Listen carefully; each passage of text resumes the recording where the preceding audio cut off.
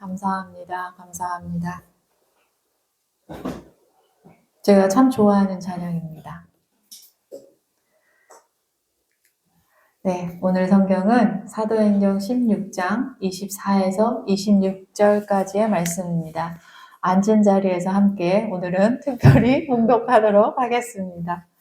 시작. 그가 이러한 명령을 받아 그들을 깊은 옥에 가두고 그 발을 착고에 든든히 채웠더니 한밤중에 바울과 실라가 기도하고 하나님을 찬송함에 죄수들이 듣더라.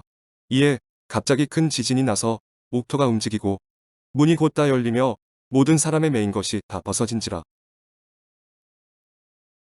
할렐루야, 복된 주일입니다. 예, 한 주간 잘 지내셨습니까? 예, 정말 봄이에요. 봄이 만연하죠. 네, 제가 그 벚꽃 구경을 올해는 꼭 기필코 하겠다라는 마음을 가졌었어요.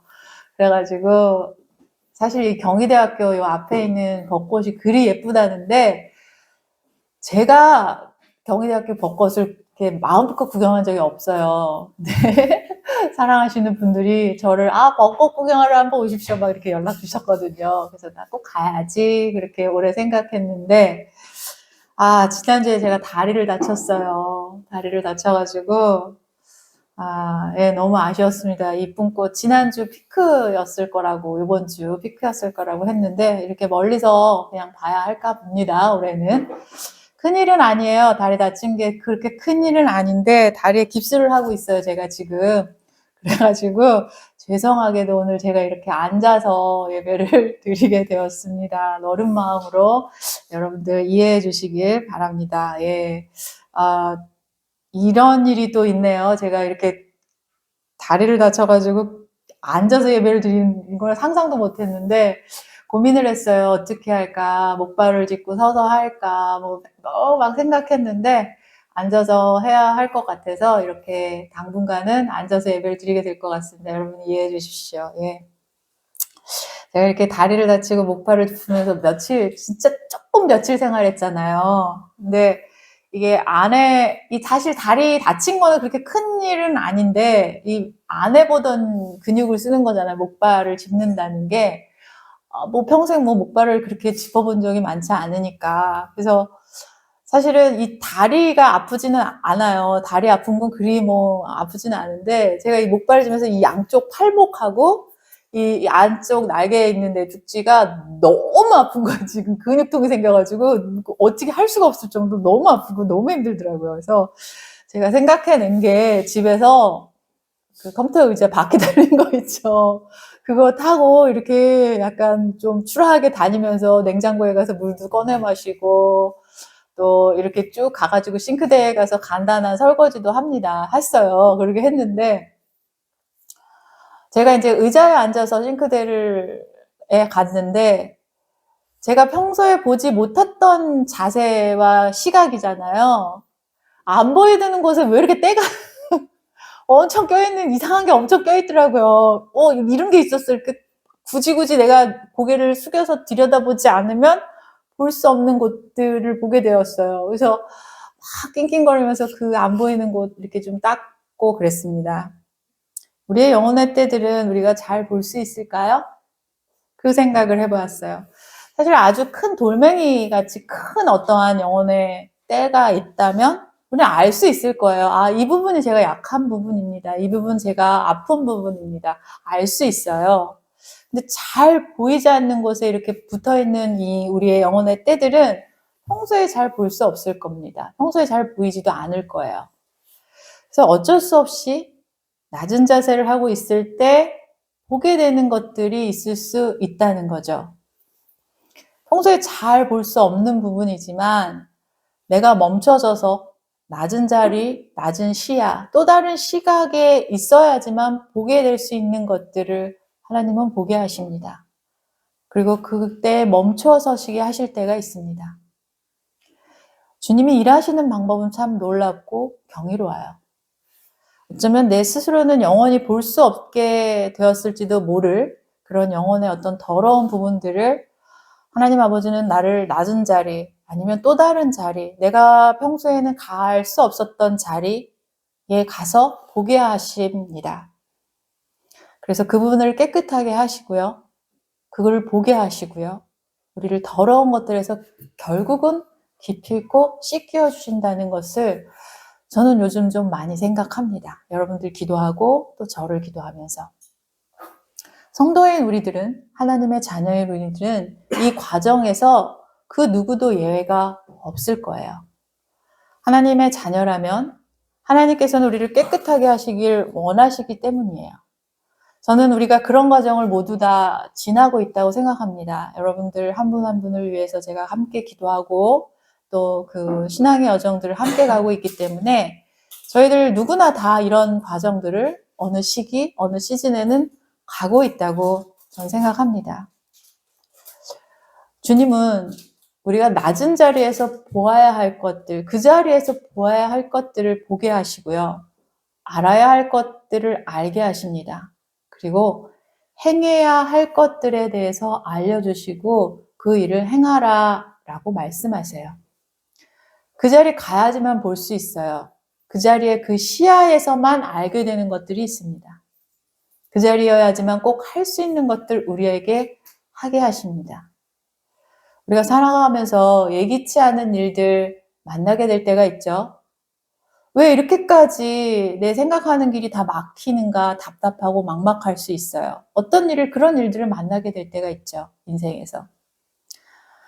특별히 하나님의 자녀로서 성도로 그래도 이 정도면 나는 하나님은 잘 믿고 예수님 믿는데, 내 믿음은 그래도 예수님 믿는데 이 정도면 그래도 함부로 엉망으로 산 것 같지는 않은데 잘하고 있는 건데 이 정도면, 이런 생각 들면서 신앙의 여정을 갈 때에 이상하게 자꾸 길이 막혀요.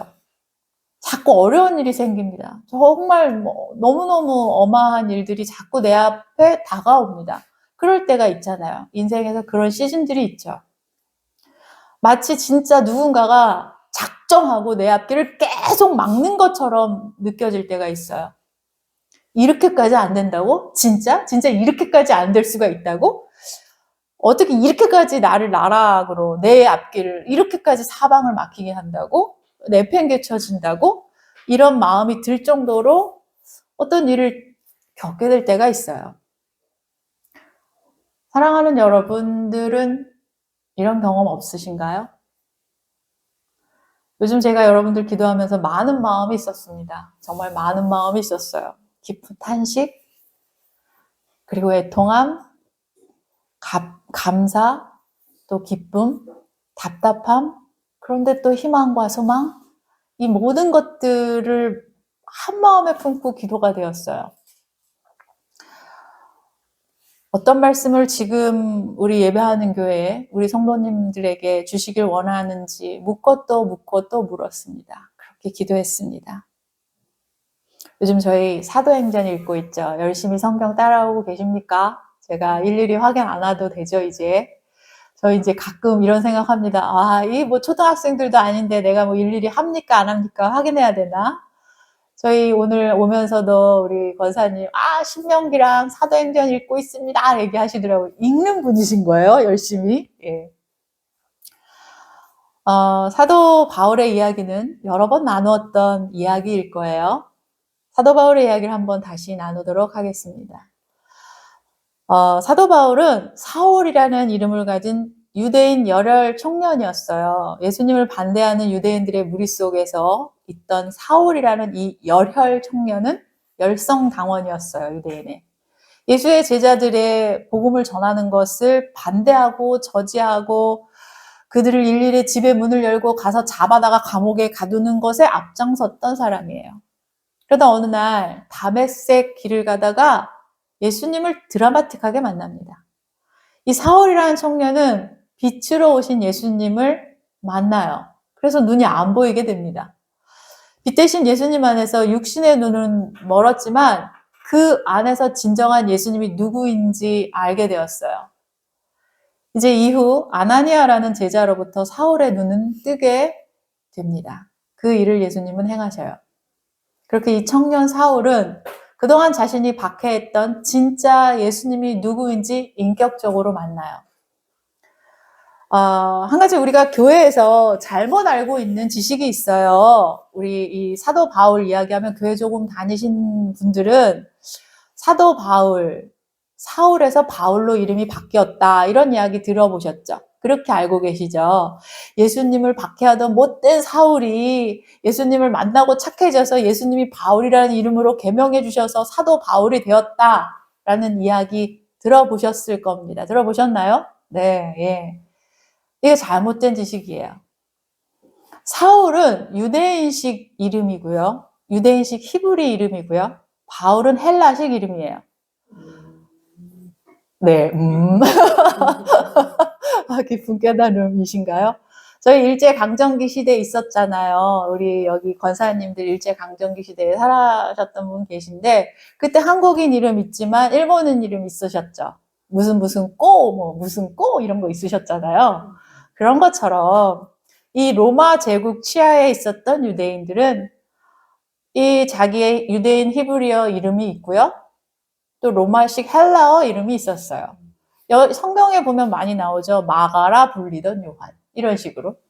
바나바나 불리던 요셉, 디두모라 불리던 도마 이런 것처럼 히브리식 이름과 헬라식 이름을 갖고 있었어요. 그러니까 사울과 바울은 그런 이름이에요. 하나 제가 지식을 여러분께 드립니다. 아유, 네, 그렇습니까?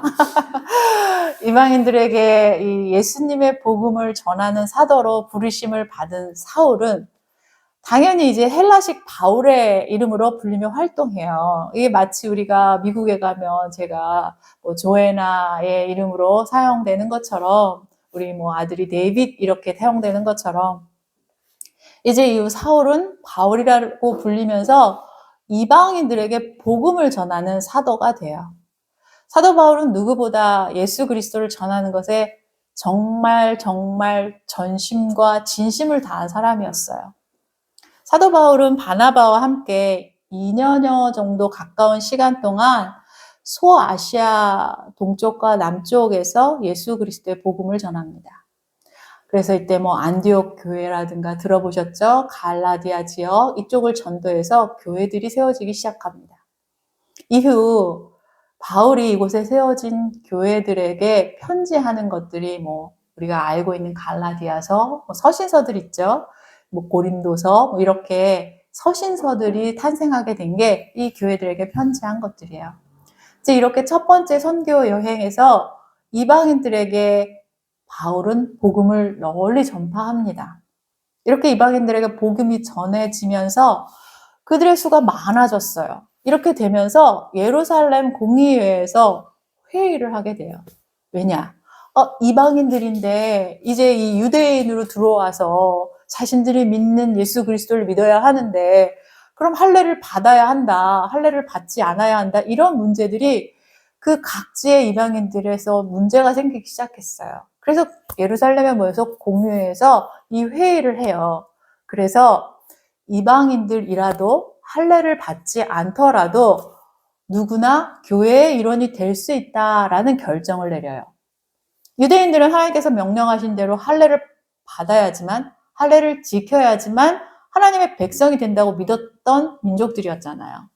근데 이제 할례 받는 것은 예수 그리스도의 십자가의 그 피, 그 보혈을 믿음으로 하나님의 자녀가 되었기 때문에 이 할례의 그 율법이 폐해집니다. 근데 이 결정을 내렸잖아요. 그래서 이 결정은 이방인 교회와 유대인 교회가 예수 그리스도의 복음 안에서 이제 하나가 되면서 오직 예수 그리스도의 십자가 은혜로 구원을 이룰 수 있다. 이렇게 굉장히 중요한, 이게 복음의 중요한 사건이었어요. 결정이었습니다. 이제 이 예루살렘 공의의 이 중요한 결정을 이제 이방 곳곳의 교회들에 세워진 교회들에 알려야 될 거 아니에요. 그래서 사도 바울이 2차 선교 여행을 떠나기로 결정을 하는 거예요. 그래서 제가 제도를 막 찾아봤어요. 이게 이제 사도 바울의 2차 선교 여행 지도예요. 그냥 뭐 잘 모르셔도 되지만 대충 뭐 눈에 띄는 그 이름들이 있을 겁니다.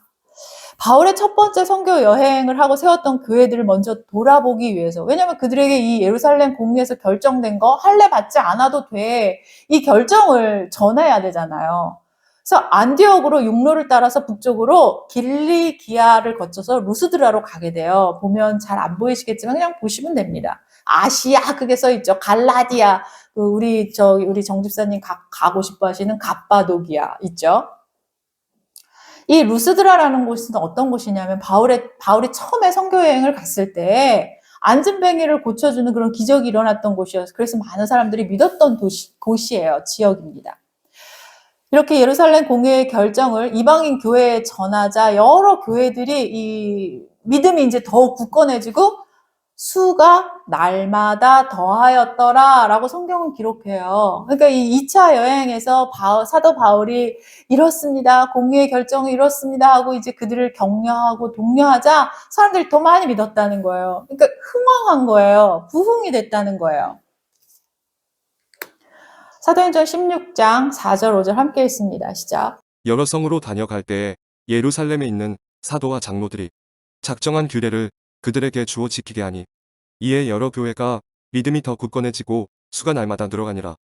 그러니까 당시 바울 일행들은 이렇게 1차 선교 여행에서 세웠던 교회들을 돌아보면서 그 소아시아 지역에 복음을 전하려는 계획을 갖고 있었던 거예요. 지금까지 이 여행을 통해서 소아시아 교회들에게는 큰 유익이 되었고요. 소망을 심어주었고요. 할례를 받나 안 받나 뭐가 부정한가 안 부정한가 이런 것들을 가르쳐주면서 이들은 더욱더 믿음이 굳건해지고 수가 날로 늘어납니다. 그래서 바울은 전심을 다해서 이곳에 복음을 전하였어요. 근데 성령은 바울의 이런 계획을 막으십니다. 사도행전 16장 6절 7절 함께 읽습니다. 시작. 성령이 아시아에서 말씀을 전하지 못하게 하시거늘 그들이 부르기아와 갈라디아 땅으로 다녀가 무시아 앞에 이르러 비두니아로 가고자 했으되 예수의 영이 허락하지 아니하시는지라.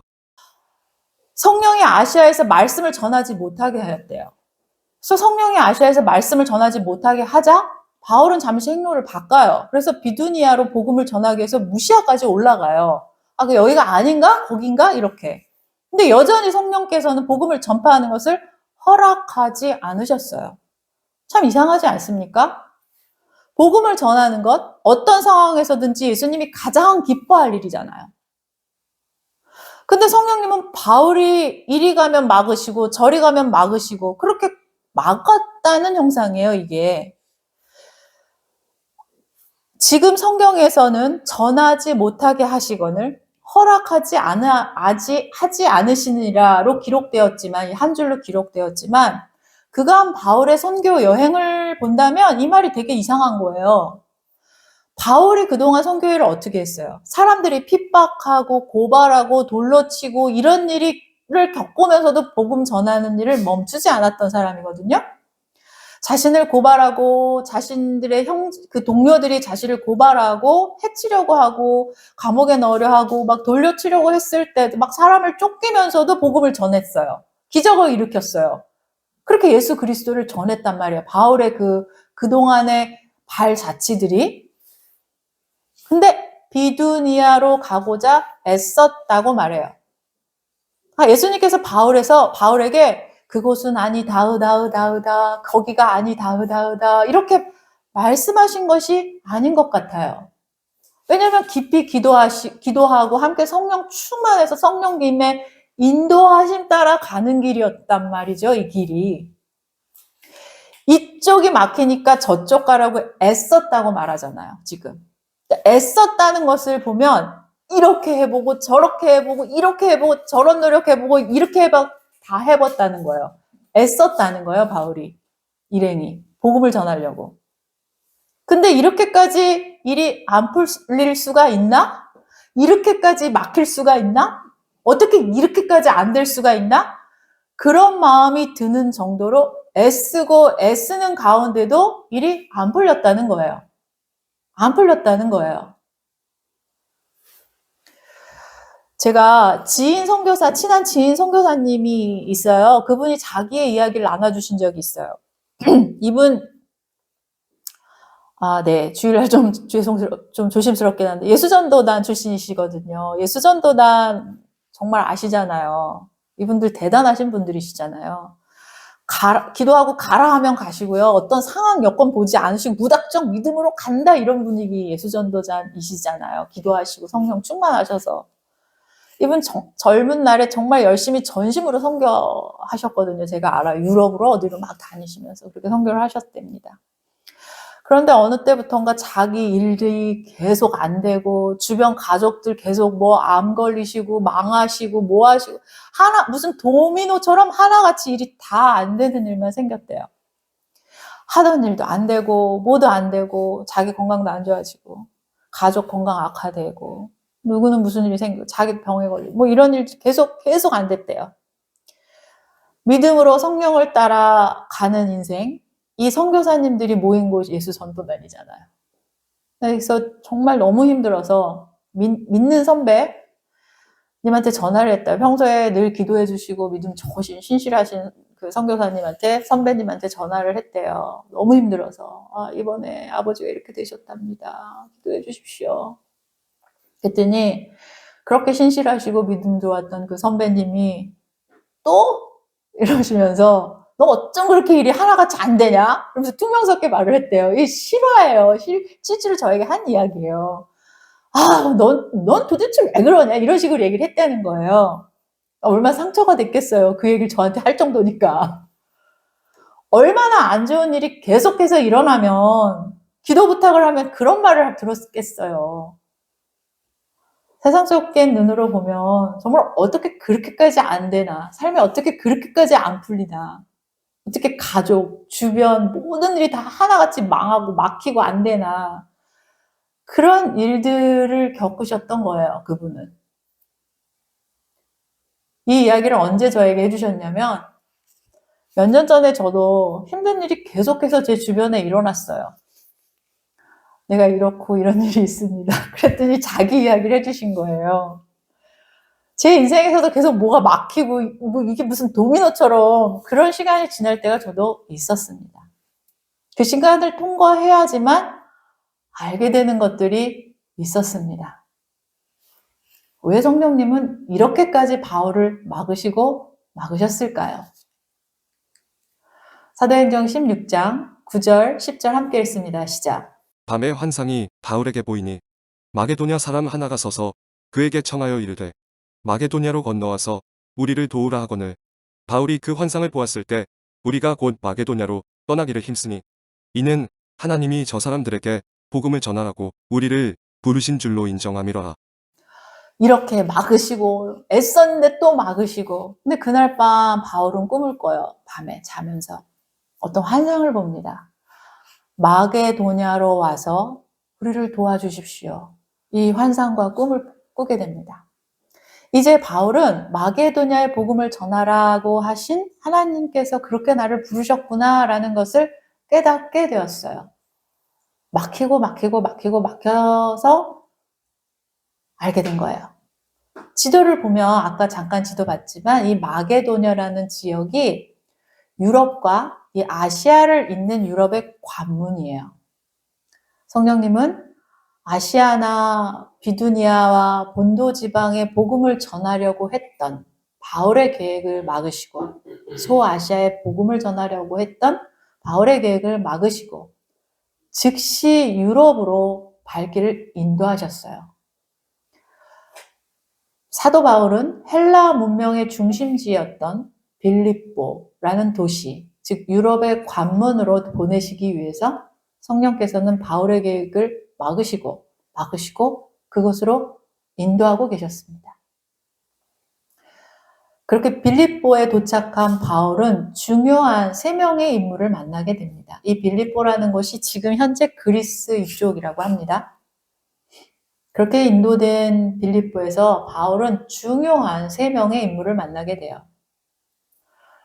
빌립보 도시는 정말 그렇게 성령님께서 막 드라마틱하게 보내셨잖아요.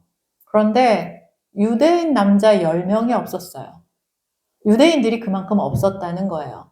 유대인은 남자 10명이, 성인 남자 10명이 있으면 회당을 지어요. 어느 도시를 가건 어느 세계 어디를 가건 회당을 지어요.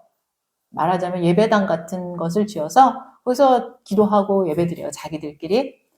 근데 세회당이 없었다는 것은 유대인 성인 남자 10명이 없었다는 거예요. 이 빌립보 지역에. 유대인 회당조차 없어요. 그렇게 드라마틱하게 보내셨는데. 그래서 사도 바울 일행은 그냥 정처 없이 빌립보에서 떠돌다가 만나게 된 사람이 옷감 장사 루디아라는 여자였어요. 하나님을 섬기는 여자였다라고 성경은 기록해요. 그러니 아마도 유대인이었을 것이다 라고 저희들은 추측합니다. 이 루디아에게 복음을 전합니다. 그리고 그 집에 세례를 주게 돼요. 이 가정에. 그리고 두 번째 만난 인물이 귀신 들린 여종이에요. 귀신을 들려서 점을 쳐주고 있었어요. 그래서 주인에게 돈을 벌어주던 여자 종이 있었습니다. 이 여종이 바울 일행을 만나고 계속 따라다녀요. 하나님의 구원을 전하는 자라며 이렇게 막 떠들면서 바울 일행을 계속 쫓아다녀요. 아마도 무당처럼 귀신으로 점을 쳐줘서 뭘 맞추는 능력을 가졌던 것 같아요. 바울은 이 여종의 귀신을 예수의 이름으로 내어 쫓아줍니다. 이 여종에게서 귀신이 나갔어요. 더 이상 여종은 점을 칠 수 없는 일을, 점 치는 일을 할 수가 없게 되었습니다. 그 주인은 이제 더 이상 점쳐서 돈을 벌 수 없게 되잖아요. 그러니까 이 바울 일행을 로마 정부에 고발하게 돼요.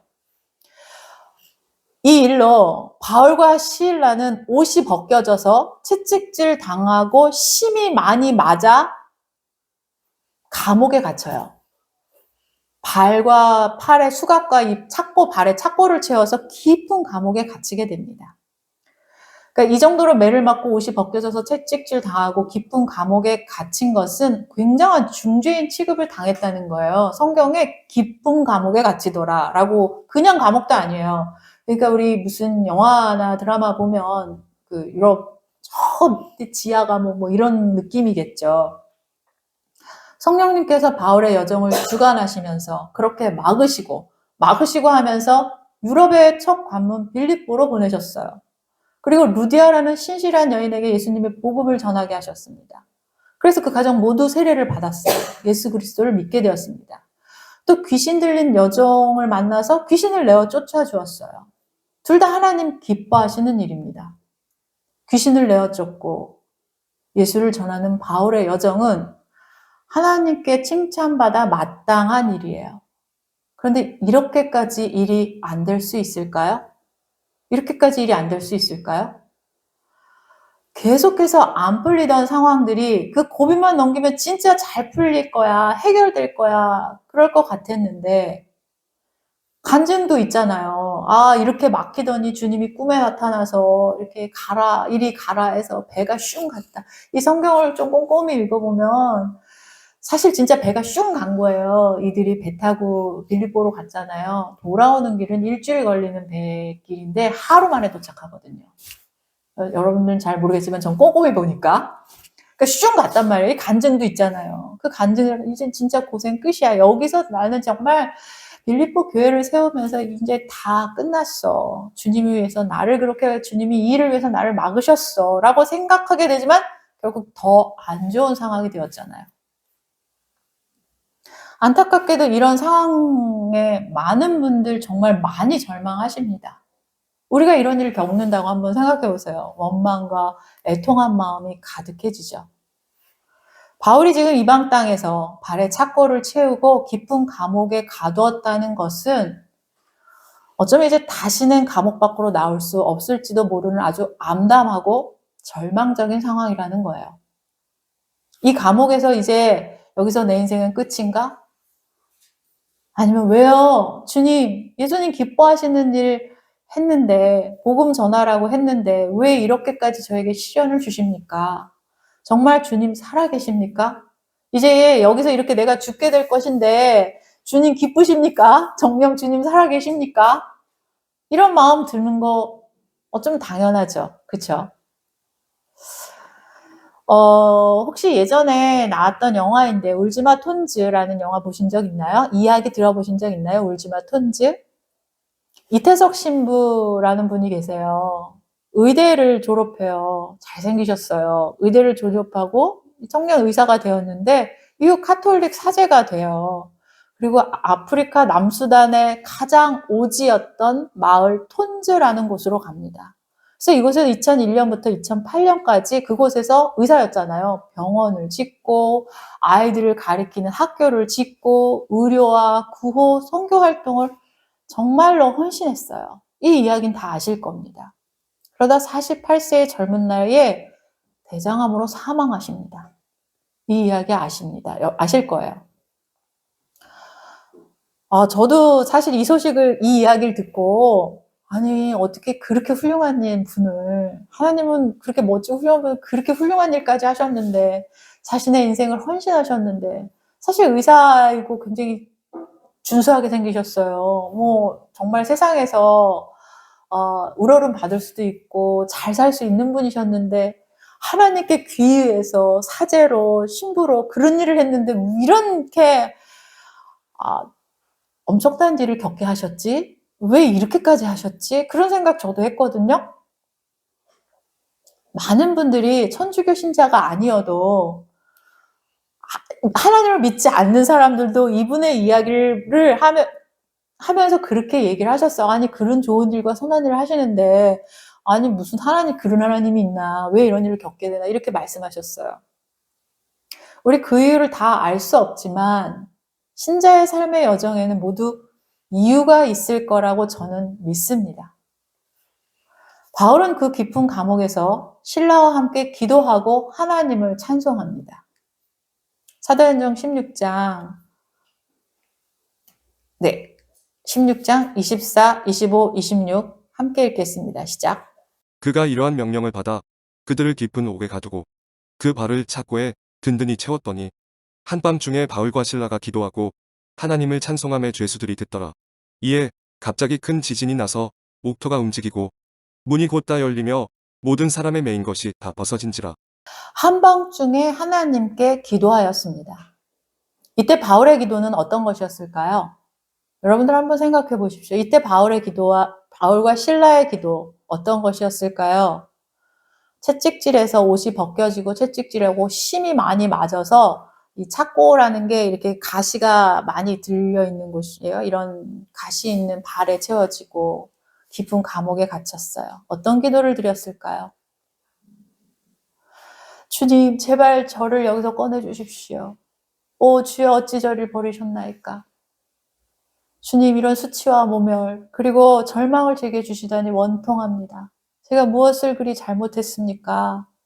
주님 원하는 일 하고면서 살았지 않습니까? 주님 제발 저를 여기서 빨리 꺼내 주시옵소서. 이런 기도를 드렸을까요? 여러분들이라면 어떤 기도를 드리셨을까요? 근데 저는 바울은 그런 기도를 드리지 않았을 것 같아요. 왜냐하면 그런 기도를 드렸다면 이들은 찬송할 수 없었기 때문이에요. 찬송할 수 없었을 것 같아요. 기도와 찬송하였더라 라고 하잖아요. 바울과 실라는 가장 절망적인 이 시간, 원통하고 억울한 시간에 모든 것이 막혀서 나갈 수 없는 그때에 하나님께 기도합니다. 무슨 기도를 어떻게 드렸을까요? 하나님 아버지, 당신의 뜻은 무엇입니까? 하나님께서 이곳에 보내셨다면 그 이유가 있을 것을 믿습니다. 이곳에서 이 낮고 낮은 이 가장 어두운 곳에서 저는 무엇을 보길 원하십니까? 무엇을 알길 원하십니까? 그렇게 주님의 뜻을 묻고 주님의 마음을 듣길 원했을 겁니다. 주님께 묻고 듣기를 원하며 주님이 바라는 것, 주님을 바라보는 것, 이것이 진정한 기도입니다. 가장 절망적인 것처럼 보일 때 모든 것에서 내가 할 수 있는 것이 없을 것 같은 그때 하나님께서 그곳에 나를 거하게 하신 이유가 무엇인가를 구하며 묻는 것. 그것이 기도입니다. 그때 주님은 놀라운 뜻을 알려주실 거예요. 그때 주님은 우리를 만나주십니다. 그렇기 때문에 하나님을 찬송하는 찬양을 부를 수 있었던 거예요. 바울이 감옥에서 옷이 벗겨져 심하게 매를 맞고 발에 가시 달린 착고를 찬 채 그 춥고 어두운 감옥에서 하나님을 찬양할 수 있었던 것은, 찬송할 수 있었던 것은 하나님을 기도 가운데 만나고 바울과 실라가 하나님의 뜻을 알기 때문이었어요. 바울과 실라가 하나님의 뜻을 알지 못했다면 찬송할 수 없었을 겁니다. 그분의 마음을 느끼고 깨닫게 되었기 때문일 거예요. 찬송은 언제 나와요? 감사할 때 우리가 부르는 겁니다, 주님께. 무엇을 감사했을까요? 이 시간. 세상적으로 보면, 우리의 눈으로 보면 이게 감사할 일이에요? 무엇을 감사했을까요? 이 시간 바울과 실라는 무엇을 감사했을까요? 바울과 실라가 기도하고 감사의 찬송을 올릴 때, 그때 죄수들도 그 기도와 찬송을 들었더라 라고 성경은 기록합니다. 그리고 그때 갑자기 지진이 일어나서 감옥터가 다 움직이고 이 감옥 문이 다 모두 열려요. 그리고 모든 죄수의 수갑이 벗겨지고 착고가 풀립니다. 모든 죄수들이 도망가게 되었어요. 그러자 감옥을 지키던 간수는 죄인들이 모두 도망간 줄 알게 되자 그 책임을 묻게 될 것을 생각해서 자결하려고 합니다. 이때 바울과 실라는 도망가지 않아요. 그 간수를 긋고 말리며 그 간수의 생명을 구합니다. 죽음 직전 바울을 통해서 죽지 않고 이 간수는 살 수 있었어요. 단지 육신의 생명을 얻은 것은 아니에요. 바울에게 복음을 듣고 예수 그리스도를 받아들이고 간수의 가족들 모두 새 생명을 얻고 구원을 얻게 되었습니다. 바울이 감옥에 가지 않았다면 만날 수 없었던 감옥의 간수와 그의 가족들은 바울과 실라가 감옥에 갇힌 일로 구원을 얻게 되었습니다. 소아시아에서 복음을 전하는 것을 막으셨던 성령님은 바울을 유럽의 첫 관문인 빌립보로 인도하십니다. 바울은 빌립보에 갈 계획이 없었어요. 성령의 막으심으로 결국 빌립보에 가게 된 거예요. 그러나 그곳에서 바울은 승승장구하지 않았어요. 잘 되어지지 않았어요. 결국 가장 깊은 감옥에 갇혔어요. 근데 그곳에서 하나님께 기도하고 하나님의 뜻을 알게 되었습니다. 하나님의 뜻을 묻고 하나님의 뜻을 깨달았어요. 거기서 만나게 될 간수를 위해서 하나님은 이 놀라운 여정을 계획하셨습니다. 낮은 곳으로 또 더 척박한 환경으로 모든 막히는 길로 우리를 인도하실 때가 있죠. 어떤 그런 막막한 상황으로 우리를 내어 모실 때가 있어요. 정말 이유를 알 수 없지만 그곳에 멈춰서서 기도하셔야 합니다. 그때가 기도해야 할 때입니다. 주님의 뜻이 왜 이곳에 멈추고 나를 서게 하셨습니까? 라고 물으면서 기도하십시오. 왜 이곳에서 멈춰서서 나를 무엇을 보게 하십니까? 그 기도를 올리십시오. 그곳에 멈춰서게 하신 이유가 있습니다. 그곳에서 꼭 알아야 하는 일들이 있는 거예요. 그것이 어떤 것인지 내가 볼 수 없는 것을 보게 하시고 또 알아야 할 것들을 알게 하십니다. 그것을 위해서 우리는 기도해야 합니다. 우리는 그 기도를 올려야 돼요. 왜 나에게 이런 고난을 주셨어요? 이 원통한 기도 말고 이제 진짜 기도를 하실 때입니다. 우리가 어떤 고난을 만날 때 그곳에 멈춰서서 하나님께 감사의 찬송을 드릴 수 있어야 합니다. 우리가 고난을 만날 때, 어려운 일을 만날 때 그곳에 멈춰서서 주님께 감사의 찬송을 올릴 수 있게 되어야 해요. 그것은 하나님의 뜻을 깨닫게 되었다는 거예요. 하나님이 알게 하시는 것을 그 자리에 멈춰서서 들을 수 있게 되었다는 거예요. 그럴 때 우리는 감사를 드릴 수 있어요. 그게 찬송이에요. 기쁨으로 찬양할 수 있는 것은 그 모든 현실의 상황들의 문제가 아니라는 것을 깨닫게 되는 것이에요. 주님은 그걸 원하십니다. 여러분들이 만나게 되는 많은 상황들에서 인생에서 우리는 이런 일들을 계속 겪게 될 겁니다. 그곳으로 가게 하실 때가 있고요. 주님도 바울의 일행처럼 하루 만에 슝 갔다고 했잖아요. 그렇게 말도 안 되게 슝 가는 일이 일어날 수도 있어요. 이 모든 것들은 주님의 인도하심입니다. 여러분들의 인생에 일이 잘 될 때, 주님 감사합니다. 찬송합니다. 근데 어떠한 일이 막힐 때 우리는 원통해하고 애통해하며 주님 절망입니다. 라는 애곡의 소리를 드리죠. 주님 왜 이곳에 나를 보내셨습니까? 주님 이곳에서 저는 무엇을 보아야 합니까? 주님 이곳에서 주님은 저에게 무엇을 만지시길 원하십니까? 무엇을 제하고 계십니까? 내가 이곳에서 만나야 할 사람이 있습니까? 내가 이곳에서 행해야 할 것이 있습니까? 그것을 묻는 기도를 드리셔야 합니다.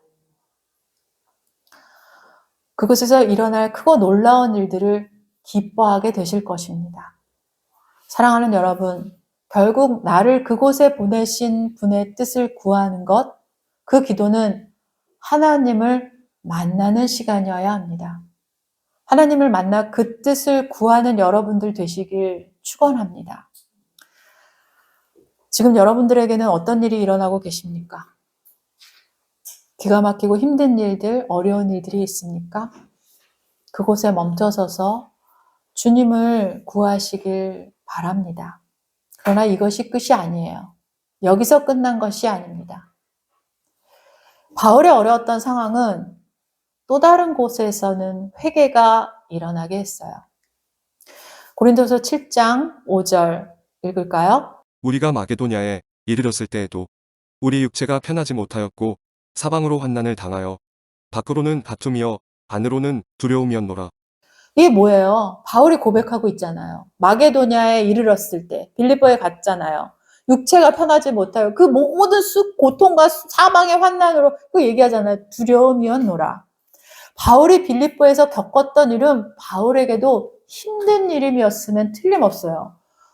바울이라고 해서 룰루랄라 할렐루야 하진 않았다는 거예요. 또 바울에게 일어난 많은 역경과 고난은 그를 걱정하는 사람들에게 기도하게 했고요. 그 기도는 회개로 이어지게 했습니다.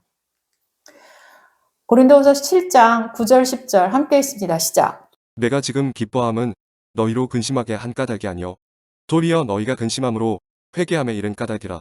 너희가 하나님의 뜻대로 근심하게 된 것은 우리에게서 아무 해도 받지 않게 하려 함이라. 하나님의 뜻대로 하는 근심은 후회할 것이 없는 구원에 이르게 하는 회개를 이루는 것이요 세상 근심은 사망을 이루는 것이니라. 바울은 하나님의 뜻대로 하는 근심은 후회하는 것이 없고 구원에 이르게 하는 회개를 이루는 것이라고 말합니다. 우리 때로 근심할 일들이 생기지만 하나님의 뜻대로 생긴 그 근심은 후회할 것이 아니에요. 구원에 이르게 하는 회개를 이루게 하는 일들입니다. 우리가 겪는 모든 일들은 끝이 아니에요. 그 일에서. 이 놀라운 일들을, 놀라운 하나님의 뜻을 깨달아가는 그 기쁨을 여러분들이 주 안에서 누리셨으면 정말로 좋겠습니다.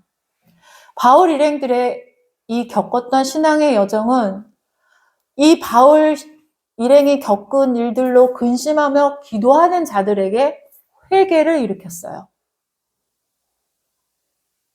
거기서 끝난 게 아니에요. 간수장 가족을 구원에 이르게 하기 위한 바울의 여정이었다로 끝나는 것도 아니었다는 거예요. 그러니 나의 삶에서 일어나는 모든 일들은 하나님께서 모두 들어서 누군가를 세우시고 누군가를 회개하게 하시고 누군가를 구원케 하시고 누군가를 복음에 이르게 하시고 그 모든 하나님의 사역을 이루고 계신다는 겁니다. 여러분들이 이것을 기억하셨으면 좋겠습니다. 우리가 고난을 만났을 때 그 자리에 멈춰서서 왜 기도해야 하는지, 어떻게 하나님을 찬송할 수 있는지 여러분들이 깨닫게 되셨길 진심으로 축원합니다. 함께 기도하시겠습니다. 주님 말씀을 받습니다. 그런즉 사랑하는 자들아, 이 약속을 가진 우리는 하나님을 두려워하는 가운데에서 거룩함을 온전히 이루어 육과 영의 온갖 더러운 것에서 자신을 깨끗하게 하자. 주님의 말씀을 받습니다. 주님, 어느 때는 온통 모든 것이 막히고 소망이 없는 것처럼 느껴질 때가 있습니다. 때로는 우리의 삶이 누군가 의도적으로 방해하고 나아가지 못하게 하는 것처럼 모든 것이 막힐 때가 있었습니다. 그러나 주님을 믿는 성도로 우리의 삶의 여정은 모두 주님 손에 있음을 고백합니다. 이해할 수 없지만, 다 알 수 없지만 내게 일어나고 있는 일들을 주님께 내어 맡기며 그 뜻을 구합니다. 주님, 지금 내가 서 있는 이 곳에서 참으로 깊은 깨달음을 깨닫길 원합니다. 주님, 지금 저희들이 서 있는 이곳이 어쩌면 깊은 감옥 같다라는 것을 느낄 때가 있습니다. 그렇다면 이곳에 보낸 이유가 있으신지요? 이곳에서 무엇을 보게 하십니까? 무엇을 알게 하십니까? 무엇을 하길 원하십니까? 주님의 뜻을 구하며 기도합니다. 주님의 뜻을 구할 때, 그 놀라우신 뜻을 깨닫게 될 때, 우리는 주님께 기쁨과 감사의 찬양을 올려드릴 수 있습니다. 기도와 찬송을 올릴 때 막혔던 곳이 열리고 모든 묶임들이 벗어질 것을 믿습니다. 주님, 무엇을 풀기를 원하십니까? 다 알 수 없지만 주님께서 이루실 것을 이루어 가시길 기도합니다. 내 삶의 모든 것을 풀어주시고 나를 자유케 하실 주님을 찬송합니다. 고난 가운데 있을지라도 어려운 가운데 있을지라도 기도하겠습니다. 기도함으로 찬송하겠습니다. 그때 주님의 놀라운 역사가 일어날 것을 믿습니다. 나를 보호하시고 인도하시는 예수님의 이름으로 기도합니다. 아멘. 축도함으로 예배를 마칩니다. 우리 구주 예수 그리스도의 은혜와 하나님의 사랑과 성령의 교통하심이 성도들의 머리 위에 이제로부터 영원토록 함께할지어다.